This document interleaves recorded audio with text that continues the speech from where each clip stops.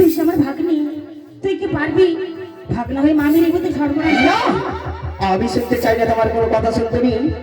আজ আমার মনে যাওয়া উঠেছি বলে আজ তোমার কাছে ছুটে এসেছি। তুমি আমাকে একবার প্রেম আলিঙ্গন দাও।